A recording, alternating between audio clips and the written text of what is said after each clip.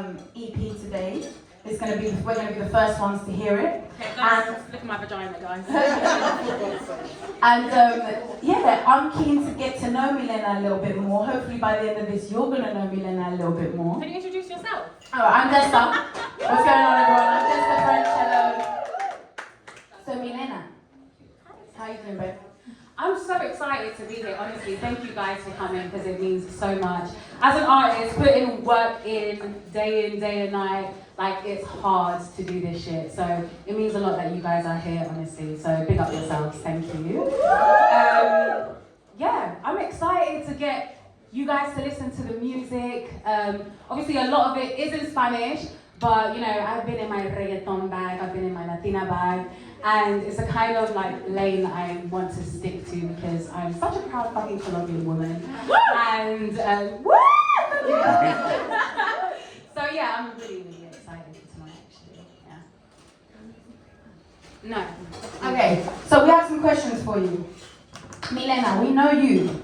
We feel that we know you. Yeah. You know, you're a known voice in our lives. You were part of a very successful podcast. And I'd just like to know more about that, more about where you started, and more about where you are. So can you just give us a timeline? Give us a timeline. Tell us a little bit more about you. Okay, so I started singing from a very young age. I was like 4 years old when my family discovered that I could hold a fucking note. And that meant that every time I had people come into my house, I'd be like, can everyone just sit down and listen to me sing? And I know all of my auntie's friends and my mum's friends were like, does your daughter really have to sing Little Mermaid over and over again? So I've been singing since 4 years old. I started doing like competitions within like the Latin community at a very young age, 11, 12. I actually won a competition when I was 11 and I performed at a Latin carnival. It was the first Latin carnival called Carnaval del Pueblo in Burgess Park. I'm not sure if any of you have heard what the Latinos definitely have. So yeah, and I performed in front of like 5,000 people at 12 years old and I was like, oh my God, this is exactly what I want to do for the rest of my life. Then I got to like 17, I was in a group called Code Red, and we had this one hit that was called Over, and it was like Channel U days, yeah? And I was like 17, 18, and I was like, I am not that chick that I was before, and we went viral, back in those days, viral, on YouTube, done a little tour. Imagine, we done a show with Ed Sheeran. I was like, who the fuck is this dude? Ed Sheeran, could you imagine? I'm like, Ed, you're right, remember me? It was actually the O2 Indigo. Yeah, it was the Channel U Christmas party. And yeah, it was just super amazing. After that, the group actually split up. And then I decided to focus on like my solo career. And as I was about to be signed to a major label, I got pregnant. I got pregnant, and then I had to make, you know, one of the biggest decisions of my life, which was either continue with my career or become a mother. And my daughter's currently 9 years old, so I went down that path. And then from there, I felt like I was a little bit tainted. I felt like I was that kind of like baby moms in the industry. I wasn't gonna make it because I've had a kid at 22. You know, that thing that women get painted with, exactly, especially within the industry.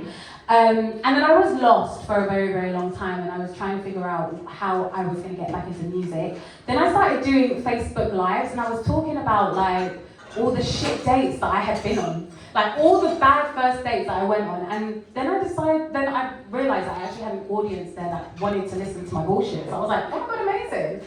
Those times, 3 shots of tequila were getting some recognition, and they were like the boy podcast, and everybody was like, we need a girl podcast, like who's gonna be the girl podcasters? And then one of the girls decided to tweet. Then I ended up doing the podcasting. I was in there for 7 years, which is a very long time. You know, it's a very successful podcast. Completely changed my life, so grateful for it. But then it got to the time where I was just like, I need to move on from this. Like, music is my first love. And I kind of felt like if I don't do music and put my 100% all into it, I just wouldn't feel like fulfilled in this life. So obviously I left that last year, and since then I have been focusing on music. And I have created a project that I feel is so true and authentic to me that I'm scared to show you guys, because it's a lot when an artist puts their heart and soul into something and they're showing people. But yeah, I feel like right now I'm the happiest that I've ever been, and I'm so excited to be in my music life. So beautiful to hear. Very long-winded. So beautiful to hear. So yeah, if we were going to talk about your influences, Yeah. you know, what inspires you? What is your pool of? I mean, I find it really hard to answer that question, but I'm gonna let you give it a go. I think when I was younger, where I was influenced so much by my mum and my auntie, and they were always playing music, like the Latino influences. First, Selena, like 100% Selena was my idol, my queen. I just loved her so much. La India is a salsa singer. She's absolutely sensational, so I literally thought that I was La India as well. J-Lo and Beyonce and Alicia Keys, but what I would do, and Christina Aguilera, but what I would do is I would find their Spanish albums, so they would record an English version and a Spanish version, and I would make sure that I learned all the Spanish versions, because I was like so excited that they were speaking Spanish, so I would say them, and now, this day, I'm absolutely obsessed with Karol G. And do many of you know who Karol G is? Yeah. Okay, amazing. I was about to cuss you lot, you didn't know who the fuck she was. She just done 2 nights at the O2, and she is just, her work ethic, she's just amazing. She is honestly, at the moment, my inspiration. Beautiful. Yeah, I can see that, you know. I've always, whenever I think of you, I'm like, we need a reggaetonera, yeah. We need London to have that very specific voice, and I really do hear that from your music, from your vibe. So it's nice to know that that's where your head's at. So the name of your EP, Yeah. let's talk about that. Yeah. Una Latina en Londres. Yeah. What does that mean to you? Where did it come from? What's the story behind that? Well, first of all, it is what I am. I am una Latina in Londres. I'm a Latina woman that was born and bred in London, but I'm Colombian as fuck, because in my household, I could not come in and speak English. Like, it was forbidden. I could not speak English. So I kind of feel like throughout the EP as well, you hear that Spanglish, do you know what I mean? And that is like literally how I talk on a daily basis to all my Colombian friends and stuff. And you know, the influences that I had growing up in London, whether that was South London, North London, being around like all my Latino friends. And also, a few years back actually, I done a little video on TikTok, and I didn't anticipate it going viral because I was literally just talking about being British and being Colombian and how I enjoy both cultures and I don't ever have to choose either or. And it went viral, it done crazy amount of numbers, and I realized that there are so many people around the world that don't know we exist. And I wanted to make sure that when this EP gets listened to worldwide, I need people to understand that this body of work comes from a Latina from London, because there are so many Latinos here that are really, really talented and that do music as well. And I just feel like we deserve that recognition, so that's why I called it Una Latina en Londres. Very good, very good, very good. I love that. It's very like to the point. It's like you don't even have to listen to it to know what the context might be. So very clever. So yeah, we just want to know what this EP means to you. Like, what was a little bit of the process behind it? What was your experience writing the songs? What are they like? You know, what's the? Because obviously we're going to listen to some songs in Spanish. So if you were to give us kind of some understanding of like where your head's at with the lyricism in the song, with the stories. Yeah.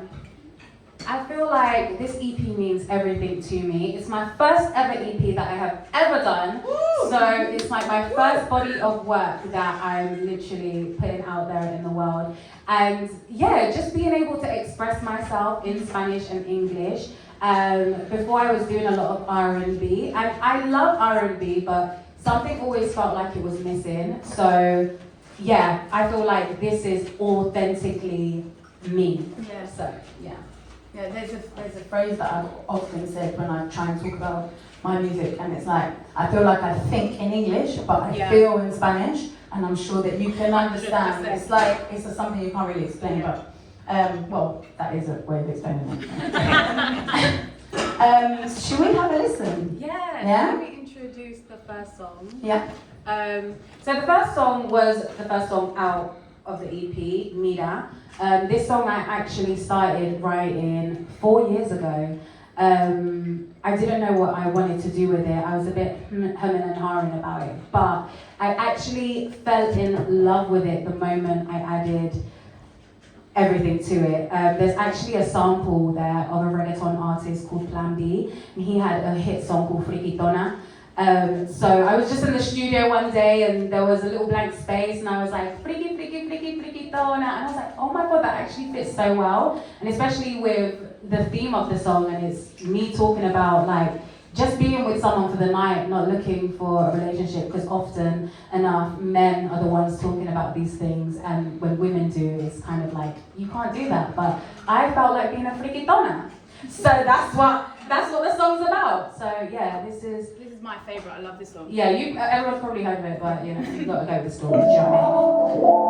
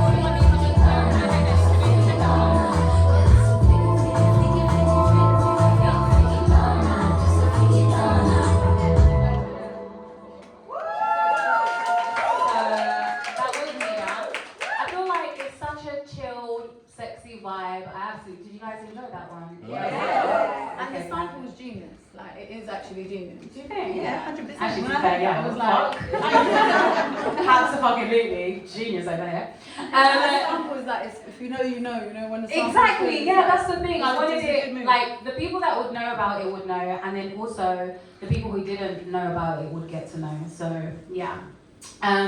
The second song that I've done is, the second song on the EP is called Prada. And I wrote this myself and the girl at the back. Woo! And basically, this song's about being a broken-hearted bitch, but at least I look good. Being a broken-hearted bitch, at least I'm crying in Prada, do you know what I mean? But no, it's really about missing somebody that let you down many, many times. And it's kind of like you're stuck in this cycle. Oh, actually, no, the second song is like that. I completely got it wrong. Sorry, guys, let's forget about that. When I say that as the third song, I need you guys to react again, okay? Perfect. The second song is called Like That. This is my latest single, and this song is actually being in a toxic cycle with somebody, and when you're finally done with them, they kind of like reel you back in, and it's just like, bro, why are you like that? Like, just, you either want me or you don't, because this yo-yoing, I will still continue to do it, but it's just long. Today I want to Yeah, I would literally be yo-yoing like no fucking tomorrow, back and forth like salsa. But yeah, this is like that.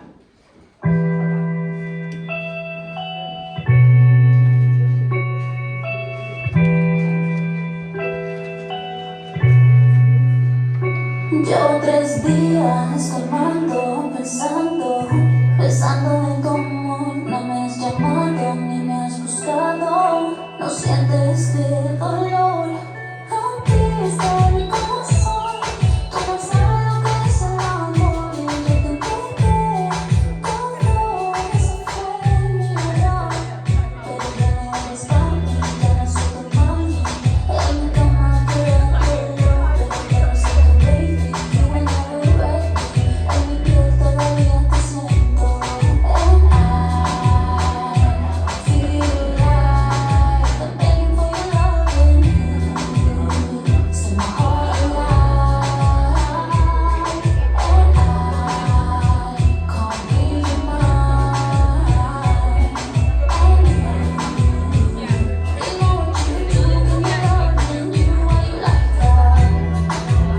And I like that. Why you like that? And I like that. Why you like that? You're so why can't I just let you go? En la calle ando solo así, pensando si lately.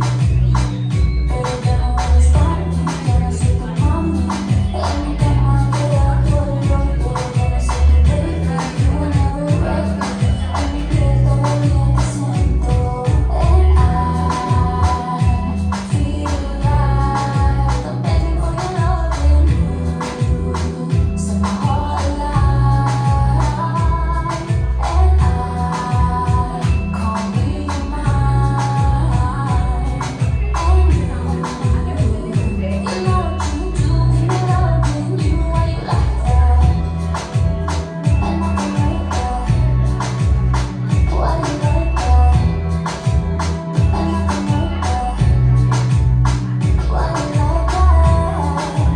And I like that. Why you like that? And I like that. And I like that. Why you like that? And I feel like I'm begging for your love and you set my heart alive. And I can't be mine. And you know what you do when you're loving you, why you like that? So that was like that, and actually Slick over there produced it.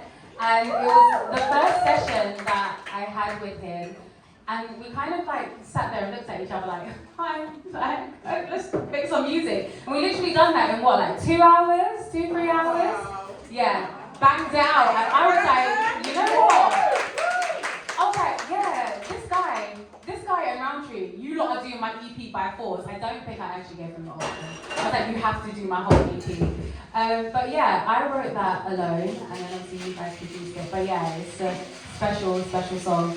Now number 3, Prada. Okay, guys, remember, like Men in Black, you didn't hear a thing, alright? This song is actually about being heartbroken, but at least you're crying in Prada. And this is actually a very, very toxic song because I was missing somebody that really actually I had no business being with. But I was just like, you know what, you let me down, and I'm a heartbroken bitch in Prada, and I actually would rather be with you than be alone with nothing. But yeah, very toxic of me. But yeah, this is Prada. Again, me and Loverell wrote this. Yeah, hope you enjoy.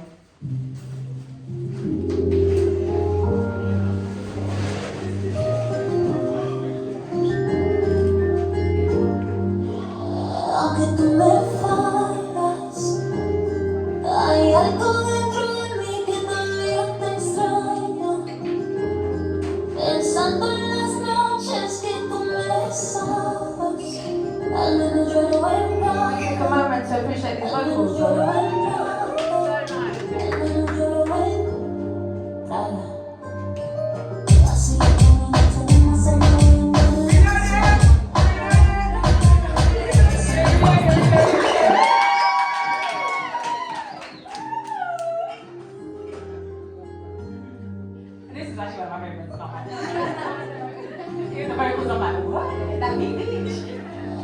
Then you left